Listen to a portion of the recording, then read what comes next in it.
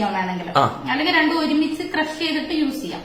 അതായത് നമ്മുടെ സുജോക്ക് അനുസരിച്ചിട്ട് ലെങ്സ്, അതായത് ശ്വാസകോശത്തിന്റെ പ്ലേസ് എന്ന് പറയുന്നത് ഈ ഒരു സ്ഥലമാണ്. ഇത് ലെഫ്റ്റ് ഹാൻഡ് ഇപ്പൊ കാണുന്നത്. അതെ അതെ അതെ, ലെഫ്റ്റ് ഹാൻഡ് ആണത്. ലെഫ്റ്റ് ഹാൻഡിൽ ഈ പ്ലേസ് ആണ് ലെങ്സിന്റെ കറസ്പോണ്ടൻസ്. അപ്പൊ ഇവിടെ വേണം നമ്മൾ പനിക്കൂർക്കയില വെക്കാനായിട്ട്.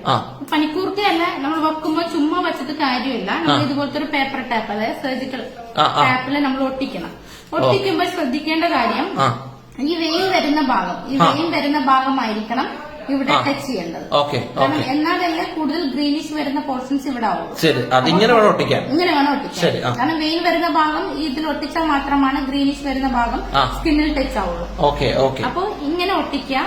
ദെൻ നമ്മൾ ഇവിടെ ഇതിപ്പോ കുറച്ച് വീതിയുള്ള കൈകളാണെങ്കിൽ രണ്ടെണ്ണമൊക്കെ വെക്കാട്ടോ. ഒരെണ്ണം ഇതിങ്ങനെ മതിയാവും.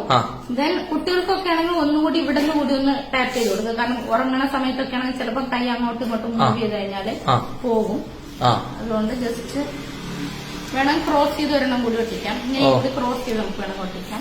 ഇത് സത്യം പറഞ്ഞാൽ കഫക്കെട്ട് പോലെയുള്ള പനിക്കു, അതായത് ശ്വാസകോശ സംബന്ധമായിട്ടുള്ള എല്ലാ പ്രോബ്ലംസും, for example breathing problem, asthma, അങ്ങനെയുള്ള എല്ലാത്തിനും. അപ്പൊ എനിക്ക് ഭയങ്കരമായിട്ട് അത്ഭുതം തോന്നിയ ഒരു കാര്യം എന്ന് പറയുന്നത്, കാരണം ഇത് നമ്മള് രാത്രി പകല് 24 മണിക്കൂർ വെക്കാട്ടോ നമുക്ക്. ഇത് പകല് വെക്കുമ്പം പകല് ഈ വെള്ളം നനയണതുകൊണ്ടൊക്കെയാണ് വെക്കാൻ നമുക്ക് ബുദ്ധിമുട്ട്. അപ്പൊ രാത്രി ഉറങ്ങാൻ കിടക്കുമ്പോ വെച്ചാൽ എത്ര സമയം ഉറങ്ങുന്നു? ഇപ്പൊ 5 മണിക്കൂർ ഉറങ്ങുന്നവർക്ക് 5 മണിക്കൂർ, ഇതൊക്കെ ആണെങ്കിൽ 12 മണിക്കൂറും കിട്ടുമല്ലോ. ഞാനൊരു ഉറക്കമായിട്ട് ഇല്ലാട്ടോ, ഞാൻ വെറുതെ. അപ്പോ ഇത് നമുക്ക് എത്ര മണിക്കൂർ ഉറങ്ങുന്നോ അത്രയും സമയം നമുക്ക് കിട്ടും.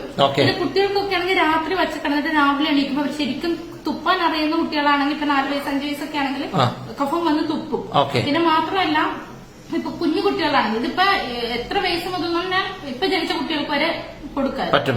അപ്പൊ ഇപ്പൊ ജനിച്ച കുട്ടികൾ അല്ലെങ്കിൽ 1 വയസ്സ് 2 വയസ്സുള്ള കുട്ടികൾക്കൊക്കെ ആണെങ്കിൽ തുപ്പാൻ അറിയില്ലെങ്കിൽ ചിലപ്പോൾ വൊമിറ്റ് ചെയ്യും, കഫ് വൊമിറ്റ് ചെയ്യും. പിന്നെ മാത്രമല്ല ഇത് വലിയ ആൾക്കാർക്ക് യൂസ് ചെയ്യാട്ടോ.